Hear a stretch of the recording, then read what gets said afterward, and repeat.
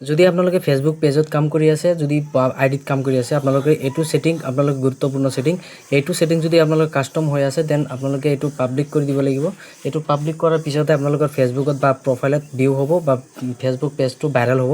গতিকে যিমান পাৰে ভিডিঅ'টো শ্বেয়াৰ কৰি ৰাখক, চাই আপোনালোকে কৰিব পাৰিব। এইটো সেটিং ক'ত আছে, কেনেকৈ কৰিব লাগে এইটো য'ত আপোনালোকে দেখাইছোঁ।